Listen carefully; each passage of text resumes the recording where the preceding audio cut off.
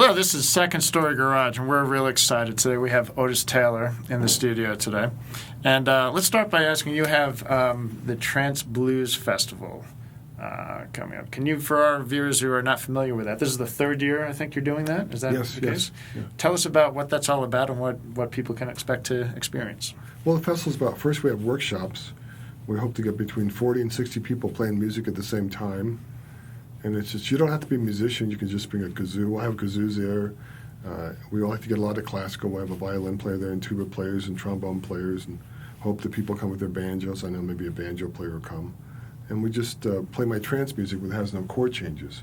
So anybody can keep up with the music, see? So it's not that hard to keep up with because you can't. Then I'm my drummer, so everybody has a pocket.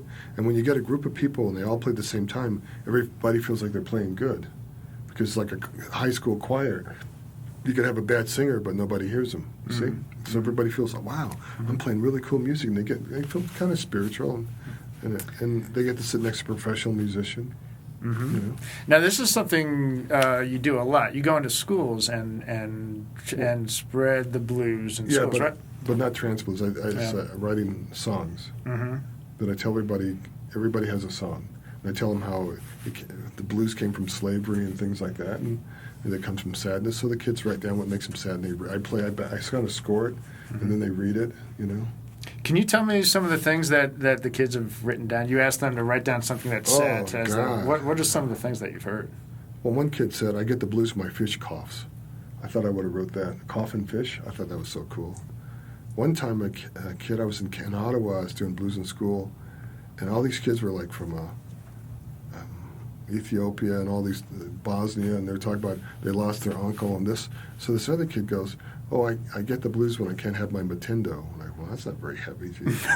And then I realized because his parents were divorced and he could only have one at one house. And then I thought, whoa, that's heavy. That can be sad. Yeah, that was like heavy, and I'll never forget that because I was kind of like, I don't know. Yeah, everybody has their own blues, I guess. Yeah, but it's like you can't be with your parents, so both parents at the same time, so you can't have everything.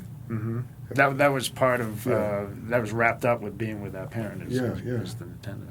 So you grew up in Denver's Five Points neighborhood. Yeah, and it's that's long been known for its music and its culture there. What did you experience in that regard when you grew up there?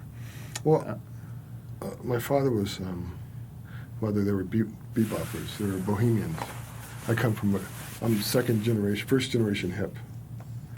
My father was socialist. We won't go too heavy into it, but and so there's a sax player named Johnny Hartsfield and a combo player named Harry Hill, and so my parents partied from basically Friday night to Sunday night, so I couldn't sleep, so I hated it. It would happen right in your house? Oh yeah. So there were, but then I discovered the folklore center and I got into folk music. The Denver Folklore Center. Yeah, it was 4 blocks from where I was raised, so I'd walk right by going to school about a half a block. And then one day, my mother had a ukulele that broke, so I took it in to fix it, and never came out, basically. Huh. And just fell in love with the banjo at first, and then I kind of got discouraged with the banjo because I went to party with a band called the Dillards, and they said, "Oh, you're really good. You should go one of those frailing contests. You could win." I go, "Where?" And it was like, this is like 1964, the Deep South. I go, I'd be killed if I went down there. So I thought, I don't want to play. These people hate me. And at that time, I didn't know the banjo came from Africa. Nobody really told me. Then about 15 years ago, on NPR, I found out the banjo came from Africa. But as a kid, I sort of stopped playing it because I started going more towards guitar because I was like, I'm not going to go down south and play banjo. It's dangerous, So then I kind of got more guitar harmonica. But you came back to the banjo. What? I never went away from the banjo, just in public. I just didn't want to. I played guitar. I was a lead singer and harmonica player in most bands. Until, and then, like in the 70s, I played bass in a different version of Zephyr when Tommy left, and the bass player wanted to play guitar. Tommy Bolin? Yeah. We had John Alphonse on congos and Candy Givens. And so I played bass for about 3.5, 4 years, and then I quit music. Came back in 95. And now you do play banjo publicly, and you play it for us today. And I like to play my electric banjo publicly because it's people don't believe it's a banjo. It's an electric banjo because I can be louder than everybody else. Can you talk about your feeling about the banjo now that you know its history and you've come back to playing it in public, and what's changed within you to and your feelings about the banjo and what that represents. I don't know if it's changed. It's just doing it. I did the recapture the banjo. I mean, with electric, I can get delay. I can do all kinds of really crazy stuff with it. Yeah. When I played electric, like the movie Public Enemies, the song "10 Million Slaves" is the sound that everybody hears is electric banjo. They think it's guitar, and they can't imitate it because they think it's guitar. It's electric banjo because you got that high string. It just gives you a whole different sound. When you were growing up, I have to play that now because of the curse. Because even on iTunes, I'm sold like almost 99,000 of that song on iTunes. Huh. So it's like I have Now to do it in public. Uh-huh. I'm cursed for life that I have to play electric banjo for the rest of my life in concerts. Would you prefer not to, or is that okay? No, just like I have to take it with me. There's just more instruments you got to drag around the country. Right. I'm lazy. I'm old. When you were growing up, I imagine it was mostly jazz going on in your house? Or? Yeah, jazz and soul. And you started playing banjo when you were a teenager? 14. 14. Yeah. And so was that kind of, did that conflict with the jazz that was going on in your house and that came down from your father, or was that? Didn't conflict. Yeah. No.